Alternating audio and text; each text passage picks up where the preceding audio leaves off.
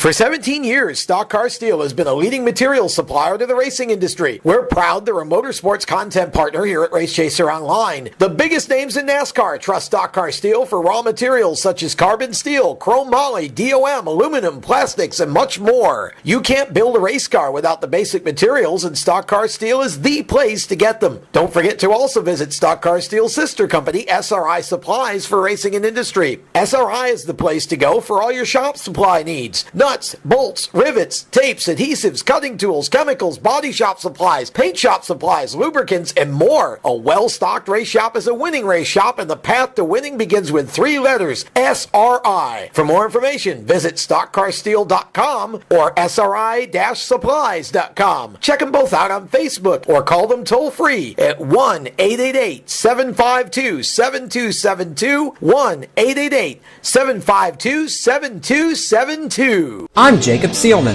And I'm Tom Baker. You're listening to Speed77 Radio, powered by Race Chaser Online. We are your home for motorsports.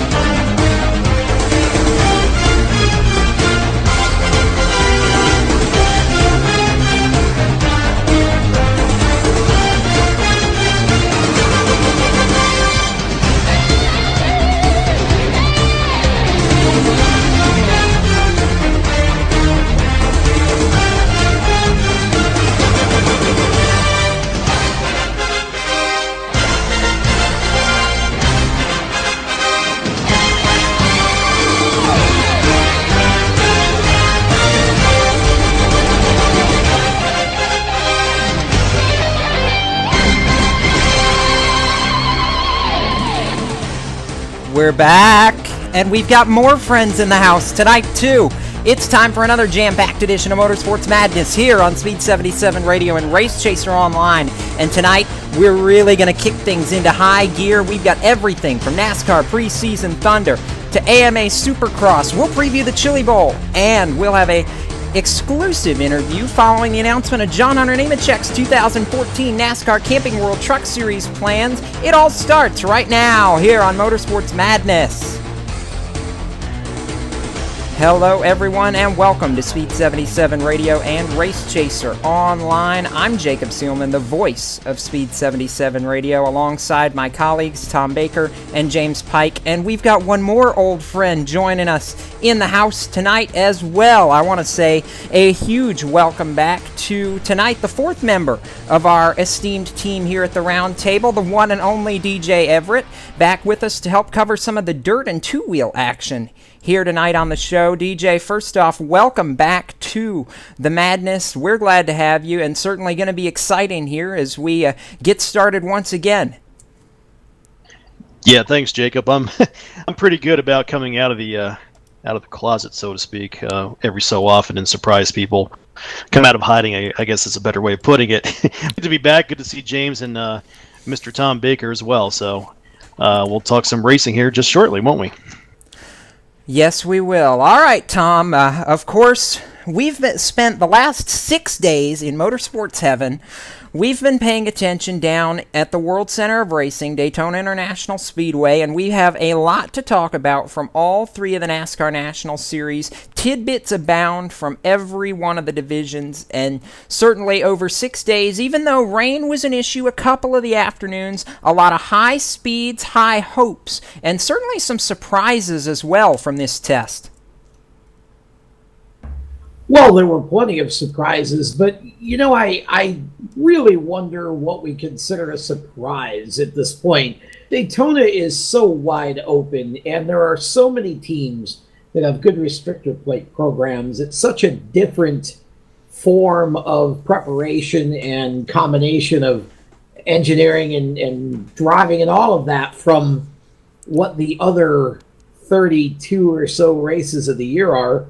And so I don't know what we would consider surprising anymore, but there are always a few drivers who stand out, who we kind of look at and say, wow, where did that come from? And then there are some as well who say, who you look at and say, what in the world is the matter with him? I know one of the ones we were saying, what is the matter with last year, was Jimmy Johnson. And of course, we know how that story ended on 500 weekend. But certainly one of the surprises that you have to look at, if you can so much call it that, maybe more of a half surprise, if you will, was the man who ended up on top of the Sprint Cup heap when the single day of NASCAR Sprint Cup testing concluded last Friday. And that was a famous number with a driver who is going to have a lot of expectations on him. Austin Dillon, behind the wheel of the Richard Childress Racing number 3 machine, puts it to the top of the board, not with a drafting speed, but with a single car run, going to the top of the heap over 195 miles an hour. James, I want to start with you on this one. There are some people that are going to look at this and go, okay, who's playing favorites this time? But we had to know. Austin Dillon is stepping into a team that has more restrictor plate success than just about anybody in the business, and he knows how to run up front at Daytona and Talladega. We've seen it in the trucks and the Nationwide Series. Yeah, I think people like to forget that for all of Earnhardt's failures with RCR in the 500, the man was immensely successful in the Gatorade Duels and the Budweiser Shootout. He, I believe, if I've got my notes and whatnot correct, the most winningest driver in the history of Daytona International Speedway. So it's not like RCR doesn't have any experience running well at restrictor plate tracks, and it's not like Austin Dillon can't run the restrictor plate tracks. I think you look back to October in the Talladega race, he nearly won that whole event running in the sub deal for Tony Stewart. So I think the big thing to watch will be, especially over the course of the season, will be to compare him to, I think, Joey Logano. I think Austin's kind of the second driver out of this kind of Generation Y group of drivers that we're seeing. And I think it's going to be interesting to see how his career progression lines up with Joey. It's taken Joey a little bit to get to the top, so it's to see if Austin starts racking up top 10s, top 5s, maybe sees a little bit more success at a slower or faster pace than Joey did back in the first few seasons of his career in Cup Series. All right, Tom, here's the real question now.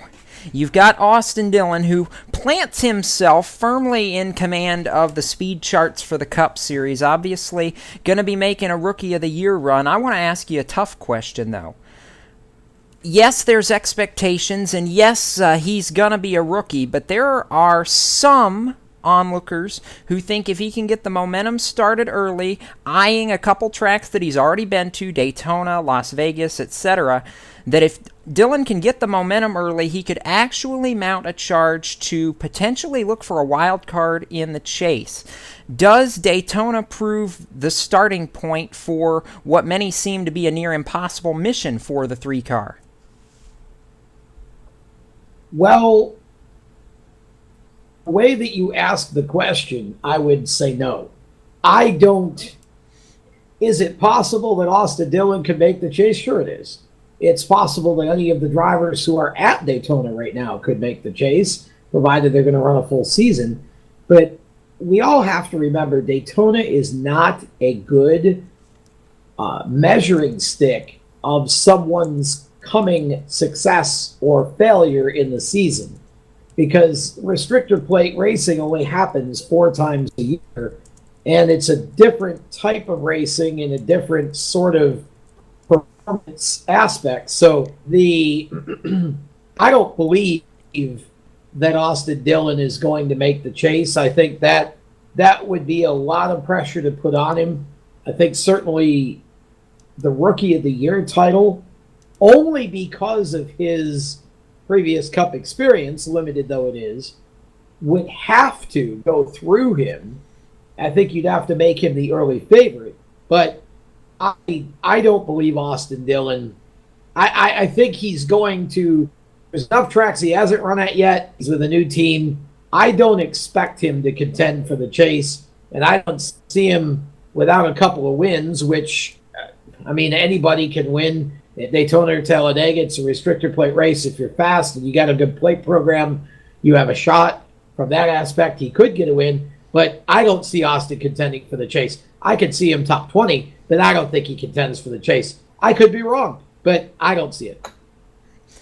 All right, let's continue talking about the youth movement now. Part 2, the NASCAR Nationwide Series. And one of the big, impressive moments of NASCAR Nationwide Series testing happened about the middle of the afternoon session when I looked up at the leaderboard, and all of a sudden you see not Joe Gibbs, not Roger Penske, but all of a sudden you see a return to Nationwide Series teams making something happen. And in that, JR Motorsports 1, 2, and 3 on the speed charts. And it wouldn't be preseason thunder without a little bit of flair for the dramatic, and Chase Elliott certainly made that happen in the new Napa Auto Parts number 9. He goes to the top of Nationwide Series preseason thunder testing for at least one of the sessions. Elliott certainly impressing a lot of people and learning a lot from his father, who tested the car that Dale Earnhardt Jr. will run in the Nationwide Series race coming up next month. Junior seems to have elevated that program. And James, I'm going to start with you because you and I were discussing this earlier in the weekend. All of a sudden, Junior Motorsports looks like they could be a force to be reckoned with in the NASCAR Nationwide Series, and JGR and what's now Team Penske may not be as safe bets as they once were. I think that you're looking at a very open Nationwide Series season in 2014 in terms of who'll be fighting for the championship. I'll definitely agree with you. It definitely looks like the juniors up the game with this nationwide program, and I would expect Chase Elliott and Regan Smith to be at least in the top 10. I think at best case, if they really get on a roll, right in there in the championship mix. But you've got those guys at JR Motorsports. You've got the Roush guys and Trevor Bayne, always going to be strong. You've got Turner Scott, who's always got a good program. They'll have their two-headed hydra of Kyle Larson and Dylan Kwasniewski running a few races. It's going to be all over the place, and I think a lot more so than in years past. So I think the best we can do is just wait and see what happens, because it should be fun. That it should be. The NASCAR Nationwide Series, as you said, looking a whole lot more open than it was in 2013. Now, Tom, I want to turn to you for this one, and DJ, I think you may have something to weigh in on this as well. But let me tell you what. NASCAR has opened themselves a little bit of a dilemma here right now. They announced during preseason thunder testing that tandem drafting, the 2x2 racing that we've seen over the last couple of years, not going to be allowed this time. Wayne Aughton says that if anybody tandems at all during a practice session, racing conditions, you name it, both cars will be immediately black flagged. I know they're trying to control the beast that they've unleashed, but at this point, I do not see this as a good thing. I don't see it as anything to really be concerned about, having had a day or two to think about it, because from what I can observe in the research that I've done, it seems like the cars now, with the difference in the cooling, the way the cooling systems are installed, I don't think they're going to be able to tandem each other very long without blowing up anyway. So I don't see that being a big issue, but I think that what this is it's another rule that NASCAR's inserted, much like their you must be racing at 100% all the time rule, where I don't know how you enforce it. I just don't think I just don't see this. How do you enforce it?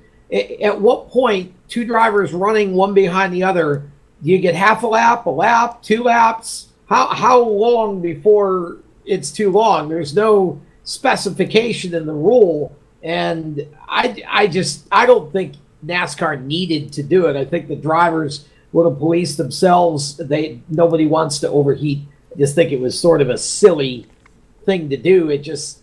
But you know what? If you don't want tandem racing, fix the cars so they don't have to. That's really the way I like to think about it. The trucks put on the best show of the year at Daytona every year, and they're the least aerodynamic. So we can get into all that later. You know, Jacob, from being behind the wheel, kind of a perspective, this is just one more thing that these drivers are going to have to worry about. All they know when they go to Daytona and Talladega is draft. Okay, now they get behind a car in front of them. What do they got to do now? Look in the rearview mirror and see if there's a car behind them.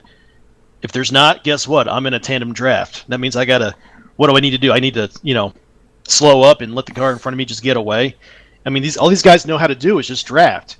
Whether it's a tandem draft, whether it's a 3-car draft, a 4-car draft, now they have to worry about when they get behind somebody to look in the rearview mirror, make sure there's somebody behind them. Now you have at least a 3-car draft, but not a tandem draft. Exactly right. Yeah, you're right. So just one more thing for these drivers to worry about, and I'm with you, Tom. Design these cars to where if they don't want tandem drafts, design them to where they don't tandem draft, or if they do tandem draft to not overheat or something. But now you're putting in the driver's control, and that's just one more thing for them to worry about.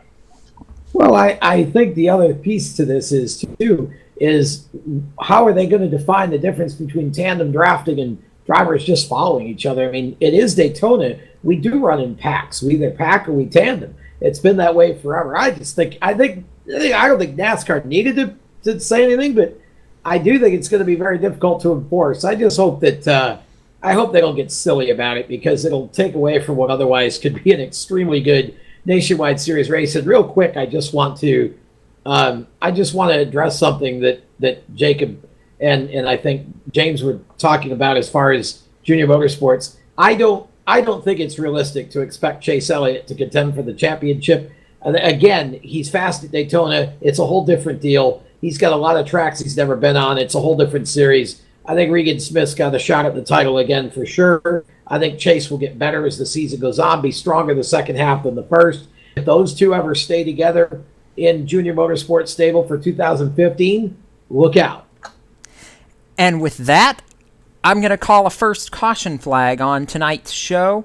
We're going to take a break, and when we come back, we're going to talk the third piece to this preseason Thunder puzzle, and that's the brand new NASCAR Camping World trucks for 2014, redesigned trucks and a youth movement characterized yesterday and today for the Camping World Truck Series test session. That comes up right after these words. You're listening to Speed 77 Radio, powered by Race Chaser Online, and we are your home for motorsports.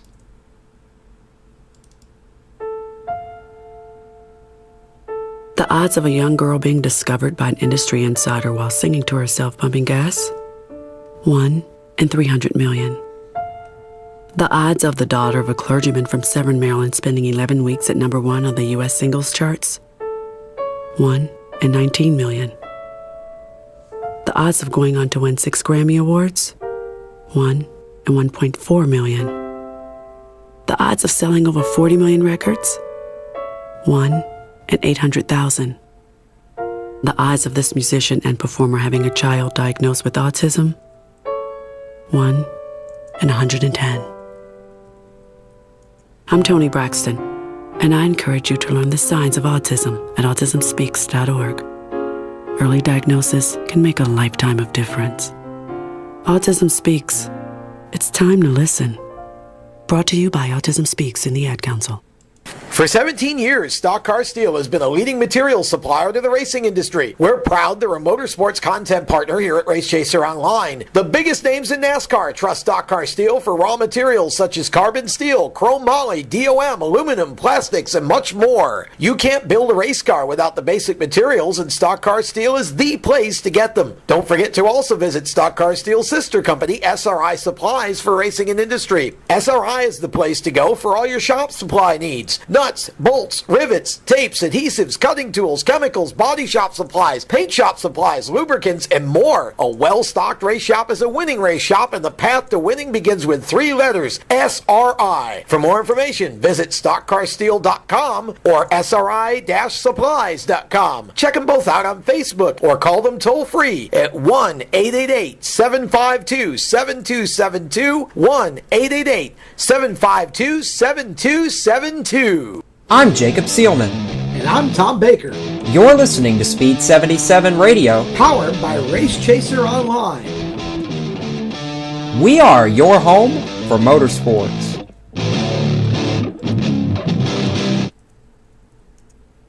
Welcome back to Motorsports Madness here on Speed77 Radio and Race Chaser Online.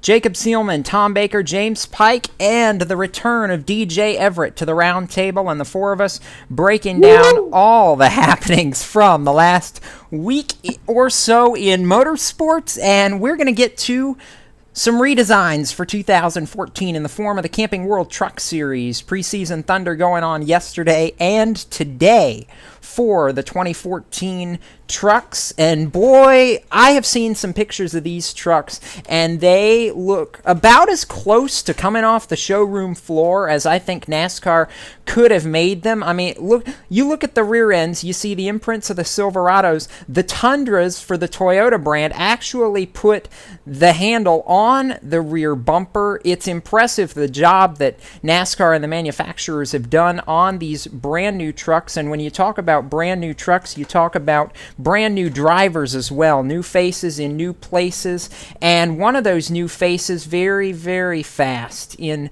preseason thunder testing, and that's Ben Kennedy taking over the number 31 that was driven by James Buescher to the Truck Series Championship a couple of seasons ago. His teammate Jeb Burton was fast, and certainly several drivers testing out new places. One of those I didn't even know was going to be on the entry list until they actually got to Daytona and put him behind the wheel, Tom, and this is somebody you and I had speculated may or may not have a ride back at the end of the season. Ross Chastain testing the number 13 for Thor Sport Racing at Daytona. How cool is that? Now, is there anything official that he's going to be in that car for Daytona? I've not heard anything official yet, but from the rumblings I heard from down in Daytona, it seemed like Thor Sport was relatively pleased with the job that all three of their drivers, Chastain included, put in at the test. I would not be surprised at all to definitely see him in the truck for Daytona. Obviously, we'll wait on a confirmation from that, but I wouldn't be surprised to see Chastain in that truck for multiple races. Maybe not a full schedule pending sponsorship, but I could see Thor Sports starting him out for a few races and see what happens if something comes together. It would be very interesting to see that. I think Ross has the potential to be a championship driver in that series, and I really would like to see him be able to secure a competitive championship caliber ride, of which the 13 surely fits that, of course. It's tough. I mean, there are so many young talented racers out there, and it is a business. I certainly hope that somebody will get behind Ross and give him a good opportunity, or enable him to have a good opportunity, and it would be nice to see him in the car at least for the Daytona race and see where it goes from there.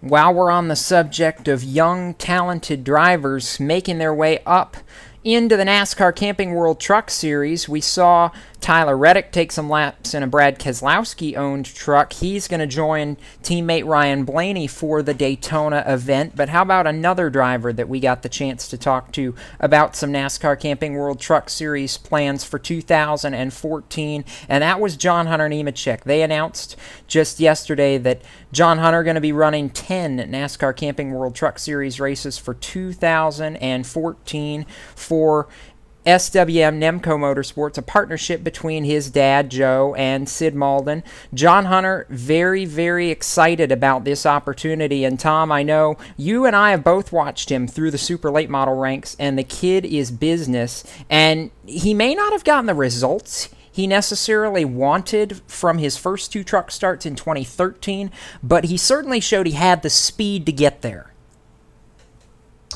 Well, again, it's tough to break into the truck series, and of course, John Hunter did it at Martinsville and Phoenix. I mean, those are two of the tougher tracks for the trucks to race on, and Phoenix is a tough track to get a hold of for a driver anyways. It's just a challenging track to figure out for a lot of the guys, and so I thought he did very well and showed a lot of potential in his first couple of races. And John Hunter is a very intelligent young man. He's very smart. He listens very well, and he's able to translate what you tell him into what he needs to do. He's able to to take the words and translate them to the right actions on the racetrack, the feedback that he gets. And I think he's going to do very, very well. And he's just such a personable young man. And I think there are going to be a lot of people pulling for him. Of course, the number that he runs was his Uncle John's number. And seeing that in a major league NASCAR series, especially the truck series, that's just going to be awesome. And I hope that 10 races will turn into more as he gets into 15. Certainly a fine young man, and glad to see him getting the opportunity to do what he's doing with with that schedule this year. And that schedule going to start at Martinsville in March. And for more on the announcement of John Hunter's ride for 2014, I got a chance to sit down and catch up with him earlier this afternoon after the announcement went out. Let's hear from John Hunter. Jacob Seelman for Speed77 Radio and RaceChaserOnline.com. Here tonight on Motorsports Madness with a new face to the Truck Series ranks for 2014. 16-year-old John Hunter Nemechek going to compete in 10 Camping World Truck Series races for the 2014 season with SWM Nemco Motorsports. John Hunter, I know you guys are glad to finally have the announcement out into the public eye. You have turned a lot of heads over the last couple years, made 2 truck starts last year. What does this announcement mean for your team and what you guys have built over 2013 that you feel like you can take into the upcoming season? I can't thank everyone enough that has given me this opportunity. I mean, being the truck owner and my dad and everyone that has put everything into it, it meant a lot, and I can't appreciate that enough. But it does feel good to finally get it out there and to be able to know what we're going to do this year. It's definitely going to be an experience that we're going to have to take on, but I think we'll have the people and the equipment to do it. And your calendar is going to open at Martinsville Speedway in March. Certainly, you really have taken a liking to the short tracks over the last couple of years running the super late model and having a lot of success. Out of the tracks that you're going to be running, I know a couple of highlights, Iowa, the road course in Canada, and I know one of the ones that you had circled on your calendar was the dirt race at Eldora. What are you looking at for 2014 that you've really got circled as a track you want to perform well at? Well, everywhere we go, I want to perform well at. That's just, I guess, me. But the two that I really look forward to going is definitely the dirt race and the road course in Canada. I love road course racing. It's a lot of fun, and I've always been a fan of it. I like it as much as running ovals. You're making a big move, obviously, into the National Series ranks and running every race you can. You've not yet turned 18 to be able to run a full schedule yet, but what kind of challenges do you feel like your truck schedule for 2014 is going to present, if any? There's definitely going to be some challenges. I mean, running against all the veterans that have been there for so long running and us just starting out learning. It's all a learning process. The more experience I can get, the better off we'll be when I when I do turn 18 and can run all of the races. So the more experience that you get, the more you can learn, the better off you're going to be in the future. And I know one of the big pieces to this announcement was the truck number that you guys were able to secure the number 8 in honor of your uncle. What's it going to mean to you to pull out onto the track for the first time this season with the number that has meant so much, not just to you, but to your family? It's going to mean a lot. It's definitely a number that we like to keep in the family, and that's what I've run on all my Super Late model stuff. And it's kind of hard to go and ask my grandparents, because John was their son, if I was allowed to get that number and if they would be okay with me running it. It's definitely difficult. It'll bring back some memories, and hopefully we can carry it on as a tradition. And looking at 2014, obviously a wide variety of racetracks, and certainly still going to be a learning curve for you. Where do you see your goals for this 2014 season as being from beginning to end? Well, our major goals are just to complete all the laps that we can. If we can finish every race, then we'll be up front. Other than finishing all of the laps and just getting as much experience as I can, we as a team want to be able to finish top 10 each race. I know that's going to be a difficult task to complete, but we're up for a challenge. And I know this announcement and this deal couldn't be possible without a lot of people to help make it happen behind you. Give some shout-outs as we get ready to start 2014. Who makes it happen for John Hunter Nemechek? can't thank SWM Gunrunner enough for all that they've done, and Pellet Grill USA, EnglanderStoves.com, DAB Constructors, McDonald's, just everyone that's helped out so far to get me to this point, and hopefully we'll have a couple new sponsors this year and continue to grow with me. And alongside his father, a NASCAR veteran, and Sid Malden, John Hunter Nemechek going to look to make a splash as he embarks on a 10-race campaign for the 2014 season in the NASCAR Camping World Trucks. John Hunter, we appreciate you taking some time to talk with us here tonight on Motorsports Madness and look forward to your on-track activity as 2014 gets underway. Yes, sir. Thank you for having me. And you want to talk about young faces for 2014, it's going to be a youth movement in the NASCAR Camping World Truck Series. We've already named some of them. John Hunter Nemechek, Tyler Reddick, you got Ben Kennedy, among others. It's all of a sudden, Tom, before we go to commercial here, it looks as if the Truck Series is beginning to finally give way to the youth movement that has been nipping at the heels of the NASCAR national ranks for the last 3 or 4 years, and all of a sudden, here comes the storm. Yeah, I would definitely agree with that. I think that's a great identity for the Camping World Truck Series, is to be that youth-oriented.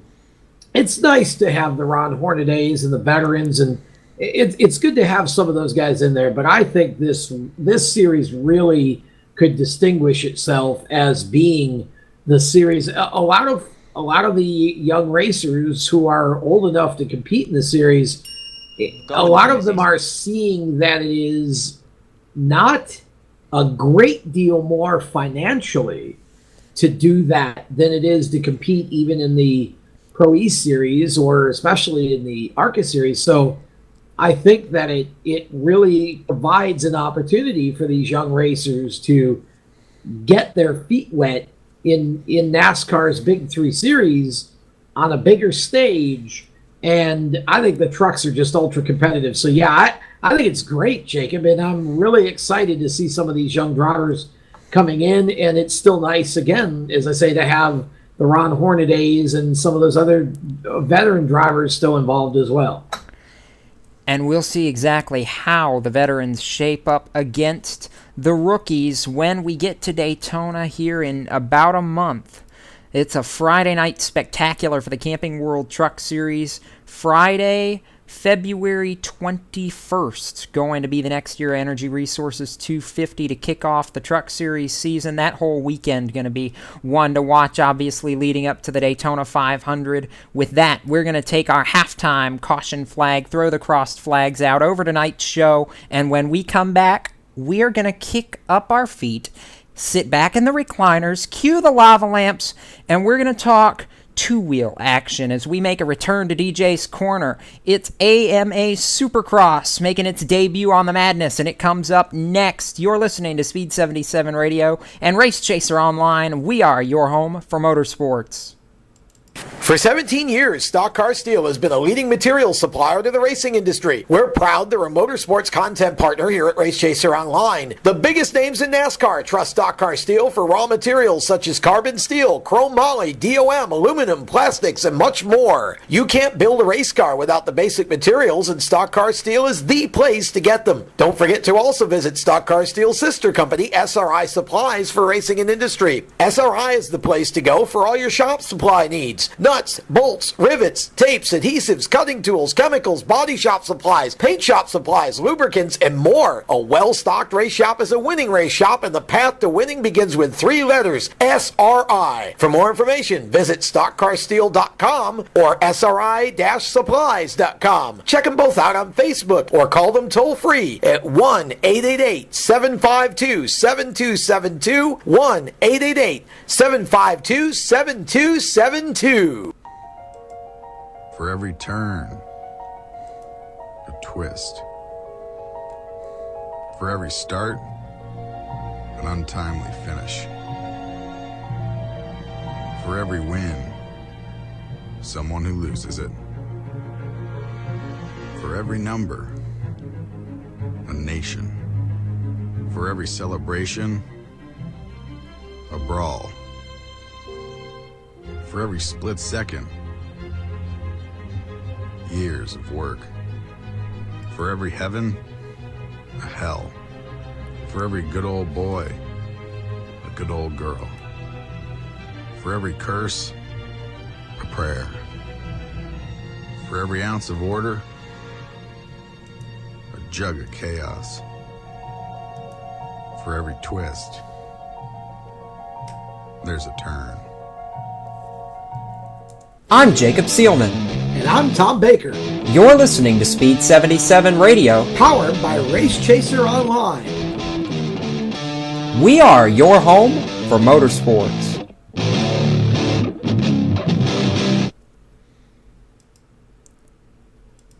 Welcome back to Motorsports Madness here on Speed 77 Radio and Race Chaser Online, and it's been a while since I've gotten to say this, and I'm glad I get to tonight. This is going to be fun.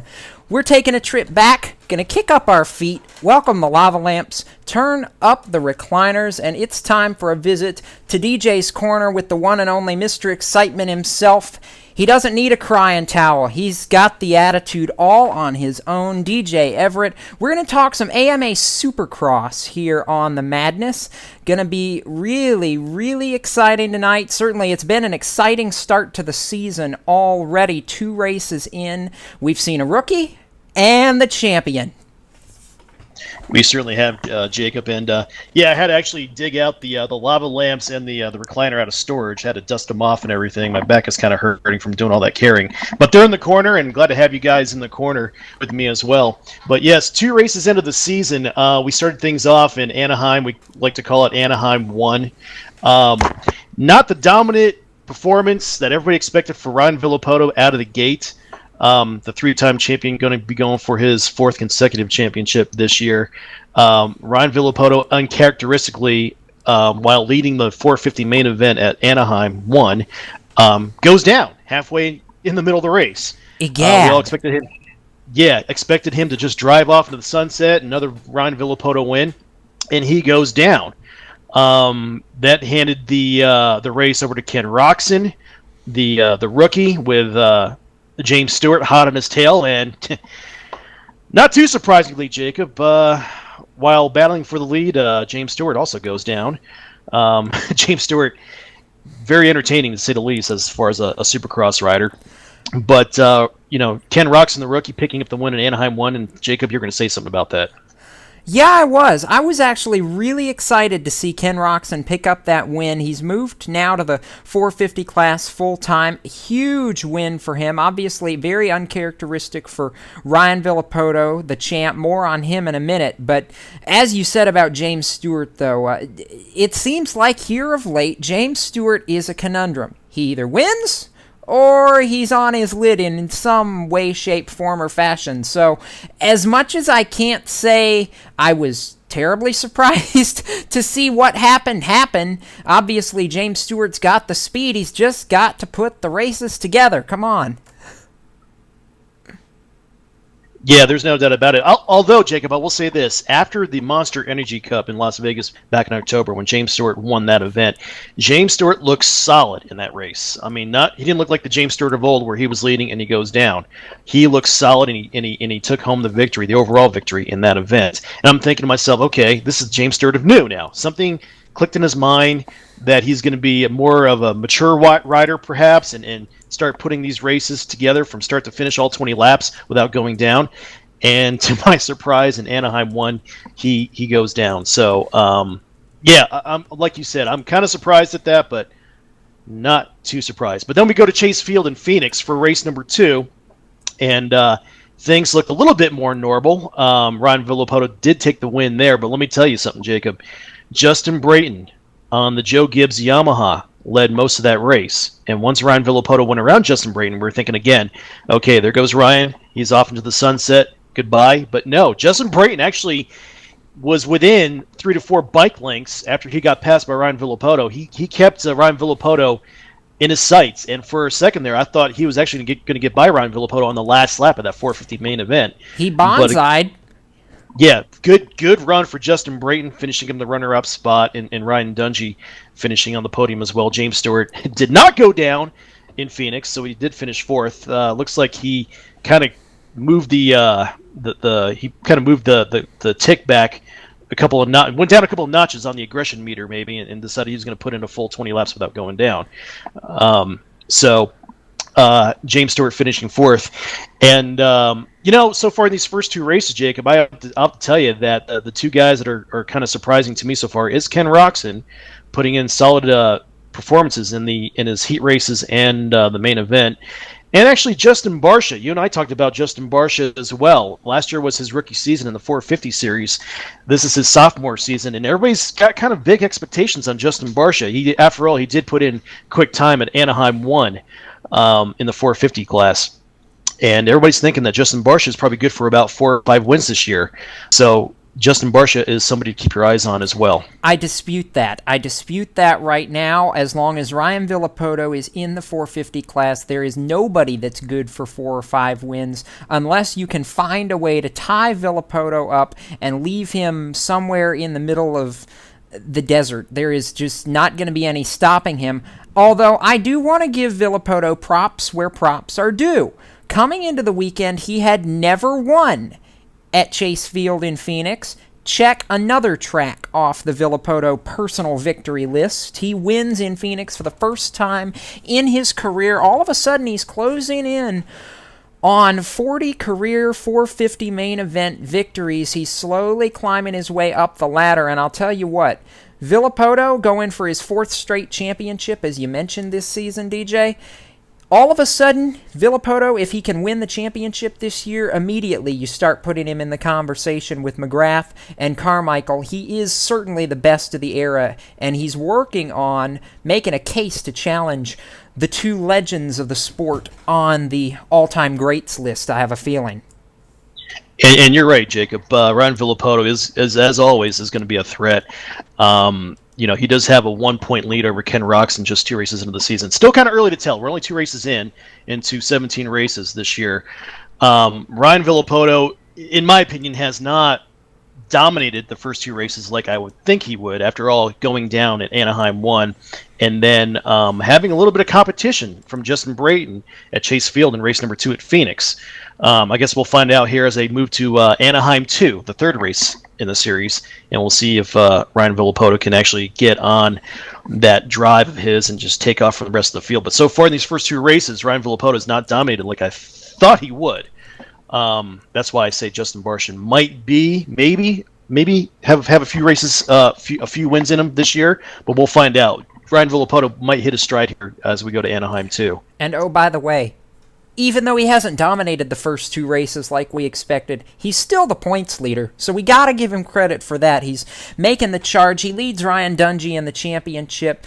Next race for the Supercross schedule coming up here this weekend. It's going to be interesting. Obviously, Anaheim, one of the great venues for AMA Supercross. That is going to be this weekend, January 18th, 10:30 p.m. Eastern, live on Fox Sports 1. I know that's something you're very, very happy about, DJ, that all the Monster Energy Supercross events are live this season.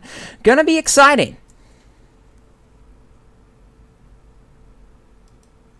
It sure is, Jacob. And Anaheim, I kind of hold close to my heart.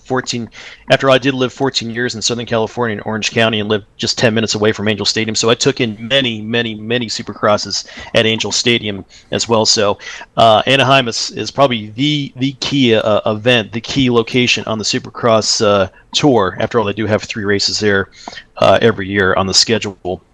But just race 2, we go to Anaheim 3, then we hit Oakland. Not until about, looking at the schedule here, not until February 15th, after San Diego, they go to Arlington, Texas, and they head to your area of the country, Jacob, February 22nd, Atlanta, Georgia. That's when the 250 East Series kicks in. We've already had 2 races under our belts with the 250 West Series.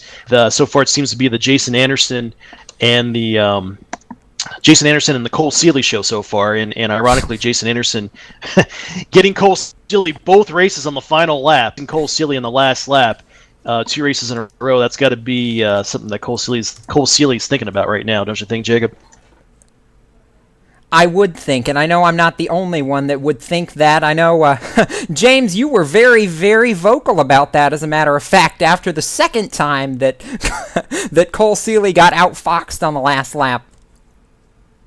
You know, I watched the 250 main event on Saturday night, and I just saw everything that had happened, given what had happened in Anaheim, and all I could think about was just how, A, Cole Seeley really needs a hug right now, and B, he needs something to keep Jason Anderson out of his nightmares, because that man is just going to torture Cole until Cole finally finds a way to get it done, which I think will happen. He's shown enough pace, and I think at some point he's going to get this monkey off his back, but for now, I have to imagine that it wouldn't be a fun time in the Cole Seeley camp.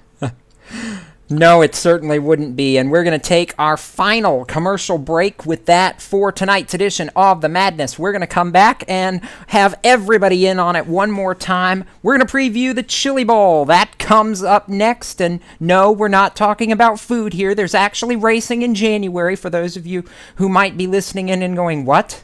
We'll be back. The Madness rolls on right after this. You're listening to Speed77 Radio and Race Chaser Online, and we are your home for motorsports. Running a team and my racing keeps me pretty busy. I need insurance. It's on my side. That's why the Earnhardt family's had nationwide insurance for more than 30 years. I get the coverage that I need at the right price for me. That's what you can get when you call 1-866-500-5555. I trust them. You can too.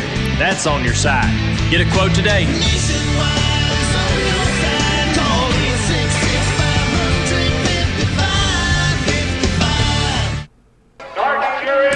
Hi, this is Jamie McMurray here for RAD, the entertainment industry's voice for road safety. Want to make a difference? It's simple. Be responsible. Plan ahead. Designate before you celebrate. Friends don't let friends drive drunk. Baby, you can drive my car. Yes, I'm gonna be a star. A public service message brought to you by the U.S. Department of Transportation, RAD, the National Association of Broadcasters, and the Ad Council. I'm Jacob Seelman. And I'm Tom Baker. You're listening to Speed77 Radio, Powered by Race Chaser Online. We are your home for motorsports. Welcome back to Motorsports Madness here on Speed77 Radio and Race Chaser Online. I gotta tell you, DJ, I'm glad you dug the chairs out of storage. This recliner's actually getting pretty comfortable here tonight on the Madness. We need to get back and do this again more often. Yeah, I think so too. It's only comfortable, Jake, because I sit my big fat tail in it quite often. I've kind of squished it down for you, but yeah, it probably does feel comfortable.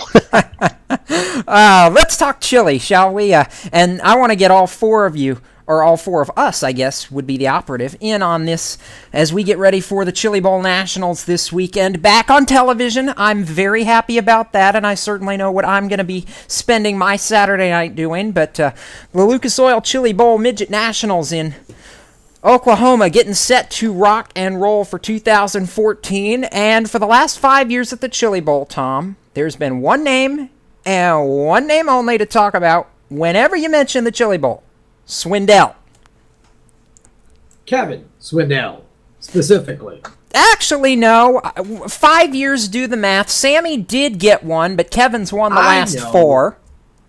But Kevin is really the star of the show. I mean, Sammy certainly is a favorite to win, and that's true in any race he runs still. But Kevin is absolutely the star of the show. There's something about this race for Kevin Swindell that he just has this race nailed. And until somebody beats him, he has to be the favorite. But you're right, between Sammy and Kevin, and Sammy has been up there contending for the win as much as Kevin has over the period of time. So it is a Swindell benefit race. The only thing I can never figure out is why. See, and that's exactly the thing that I've wondered that myself. The Chili Bowl has been won 9 times by somebody in the Swindell family. Sammy's won it 5, Kevin's won it 4. Kevin's actually looking to tie his father in this weekend's A-Main event, providing he qualifies through one of the qualifying nights, with 5 career wins, and he'd be the only driver to win 5 consecutive Chili Bowl Nationals A-Main events. In fact, he's the only driver in Chili Bowl history to win back-to-back, let alone 4 straight. So you want to talk about a family that's had success in the Tulsa Expo Center look no closer than the Swindells. I mean, you've got names like Damian Gardner, a former Chili Bowl winner that's going to be back in the mix this weekend. Tim McCready making a return to the Chili Bowl. Corey Kruisman, a past winner. Of course, Tony Stewart, a two-time winner. He cannot compete this weekend, obviously still healing up to get ready for Daytona Speed Weeks in February, but Tony Stewart is taking part in something very special to the Chili Bowl Nationals this weekend, and that's a tribute alongside his friend Casey Kane. They are partnering up along with the family of Jason Leffler to provide a ride for Casey in this weekend's Chili Bowl that'll be co-owned by Tony and Jason Leffler. That ride will be auctioned off following the Chili Bowl weekend to benefit the Charlie Dean Memorial Fund. Obviously a very special vehicle with a lot of emotion and a lot of meaning for both the man owning it, Tony Stewart, and the man driving it, Casey Kane. Both of them, DJ, very good friends of Jason, and I really, my heart smiled when I saw that they were going to be doing this for this weekend's Chili Bowl. Yeah, most certainly, and it goes to show you the racing community is such a tight knit community. And you know, when Jason Leffler did pass away this past year, I mean, everybody's thoughts were for his family, but then everybody's thoughts automatically went to Jason's son, who, you know, how old is he, Jacob? You know, he's what? He'll be 6 here in a couple months. Yeah. So at 6, 5 years old to lose your father is just way, way too young. Being a father myself, I can't imagine if, something ever happened to me and, my kids be kind of wondering what's going on. But, good thing that's going on with Casey Kane and Tony Stewart to be putting this on, definitely. Well, the other thing I was going to say about this is, Tony and Casey are two of the true legends of open wheel racing in our time. And when you couple that with getting together with Jason Leffler and sort of the whole ambiance that surrounds that, all of the meaning, as you put it, Jacob, that goes into this and the emotion of it, I mean, it's almost a larger than life kind of thing. And I hope that they can raise a lot of money for Charlie Dean. And it's just a very difficult situation. It's never easy when you lose someone from the sport, and especially as young as Jason was. So, I hope that all goes well. And, the Chili Bowl is just such a huge event. And that's what I was getting at when it, what is that I like Kevin and Sammy are talented or anything else, but, to have one family, two drivers dominate this event, which starts with, hundreds of cars. I mean, it's amazing to have that kind of a hold over an event like this that should be an event that equalizes people to a point, and it's so difficult to win it. It's just amazing what they've accomplished over the last decade. All right, Pikester, your turn. The Swindells have combined for 9 Chili Bowl wins, including the last 5. If there's anybody that's going to stop them, who's it going to be and why? Well, I think if you start looking at all the names of the entry list, there's one that's got to pop out given his runs in 2012 and 2013, and that's got to be Kyle Larson. Kyle, who finished, I believe, 3rd in 2012, who probably would have been in the mix if he hadn't spun out early in last year's race. It just seems like each year he's been creeping on the door. Every year he's been running the Chili Bowl, and I kind of think that if anybody's got a shot, at least coming into this race, granted, there could be some surprise that we don't see coming happen in Tulsa, but if you're just looking on paper, that Larson's got to be the first guy you can point at and look and say, he might have a chance to knock off the Swindells. I've got a name that I'm looking at, DJ, and you're probably not going to agree with me on that one. Imagine that, the two of us not agreeing on something. But I'm way. I'm actually looking at a former winner of the Chili Bowl Nationals who has got something to prove after having a couple of mediocre runs the last couple years. He made the A main and actually started a little bit of momentum by finishing 4th in last year's Chili Bowl A feature, and that's Tim McCready. McCready won the Chili Bowl back in the first part of the decade, and since then really has not had a lot of success until last year, getting the top 5 finish to really right the ship, so to speak. But I feel like if he could ever get things back on track, if he can maybe win one of the qualifying nights leading into Saturday, I feel like McCready is a driver with something to prove that wouldn't be afraid to make a move in the closing laps. Yeah, I kind of, believe it or not, I do kind of agree with you, Jacob. I would probably put some other drivers before Tim McCready.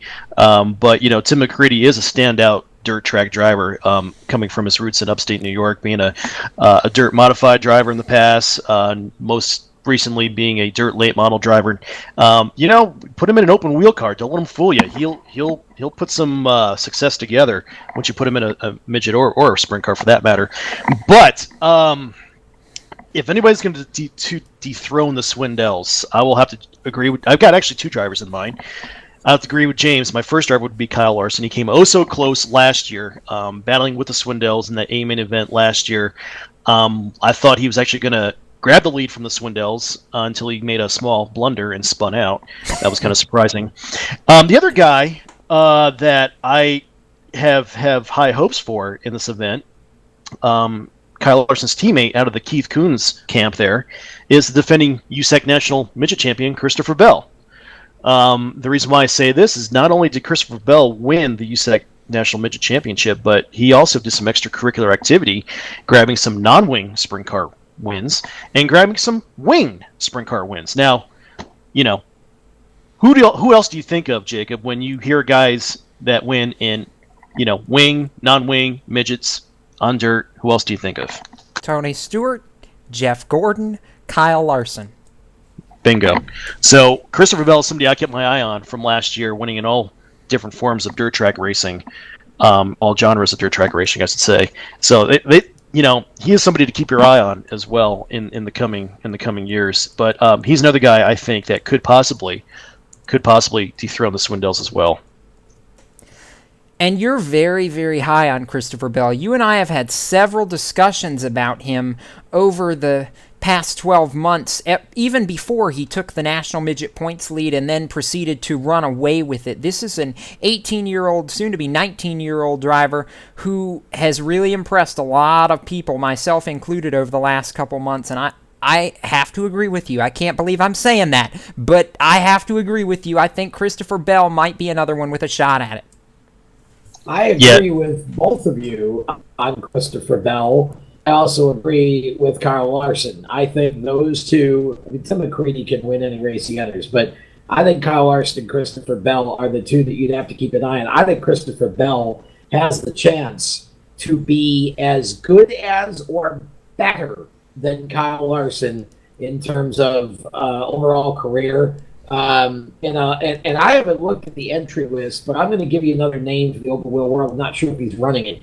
But Rico Abreu is another driver that I think is going to be a tremendous talent. And if he's in this race, I think he's going to be another one you'll have to keep your eye on. Yeah, he's actually running tomorrow night in one of the heat races. Kyle Larson actually is running tonight. Ironically, he's running the first heat tonight. And starting on the pole in that heat race. So Kyle Larson's going to try to get business done quick. Of course he is. In the beginning stages of the 28th annual Chili Bowl here. Sammy Swindell's running tomorrow night. Rico Abreu is running tomorrow night. Christopher Bell, Ricky Stenhouse Jr. coming back to his open wheel dirt track rank. That's right. Grassroots is back. He'll be running Thursday night along with Kevin Swindell, Damian Gardner, USAC standout Tracy Hines, and Friday. You got Dave Darlin, defending World of Outlaw champion Darren Pittman's running. West Coast sprint car midget standout Corey Cruzman. Your boy Jacob Tim McCready's running Friday. Darren Hagen, Brian Clausen out of USAC. The legendary World of Outlaw driver Jack Haudenschild is running Friday night, and Casey Kane is running Friday night. So the field is stacked, Jacob. 285 to 290 cars is the last car count I heard. A new record for the Chili Bowl. Things are just going to get exciting down there starting tonight down there at the River City Casino Expo Center down there in Tulsa, Oklahoma. Yeah, they are. And real quickly, I want to throw out a couple more names who are racing in tonight's program. Bobby East, Tim Crawley, obviously Crawley from the USCS sprint car ranks. Spider!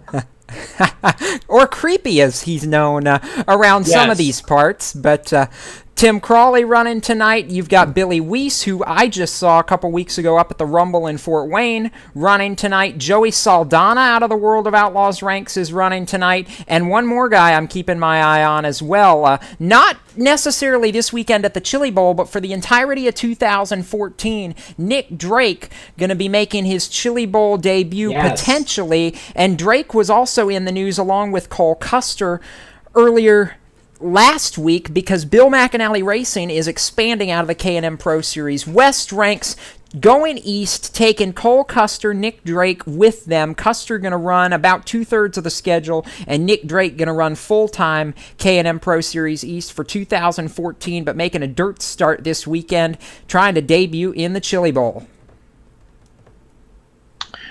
Yeah, definitely keep your eyes on Nick Drake. Second-generation driver, I believe, Jacob, is Nick Drake. I could be wrong on this. Is he the son of Jay Drake, I believe? I believe that's right. I don't have my family lineages right in front of me. No, the reason why I bring that up is because Jay Drake is a watching running midgets and sprint cars out in California, so I think Jay Drake is a second-generation driver. One other guy to keep your eyes on tonight is Brady Bacon as well, who has come close in the last couple of years, winning the Chili Bowl. But one more thing I just want to say real quick, Jacob, about this Swindell dominance. You know, I've heard the rumors that the rules for the Chili Bowl with these cars are not very they're not very stringent. They're not, they're not hardcore as far as like USAC is concerned or any other midget organizations across the country. It's almost a free for all with the rules for the Chili Bowl with these cars. And what I've heard, and I don't know this for a fact, but I've heard this time and time again, that the Swindells have developed this futuristic midget race car that's far beyond everybody else's type of car that's running out there. I don't know if that's true or not, but you know what? You put any Swindell behind the wheel of a sprint car or midget, you pretty much almost can guarantee yourself a victory. So don't discount Kevin or Sammy behind the wheel either. Here's the thing, though. I'm sorry to interrupt, Jacob. Here's the thing about that, though. Regardless of what you got, the other guys don't got. There's 290 of you to start with. It is an incredible amount of luck and circumstance that all have to fall in your way, regardless of how your equipment compares. That's what's so amazing about this. It isn't like a big speedway where if you've got way more motor or way more aero or whatever, you can just drive away. This is brutal racing. It's just amazing that even with that, it's amazing that they're able to have that kind of luck over the course of a decade to dominate an event like this, DJ and Jacob. Not to mention the alphabet soup.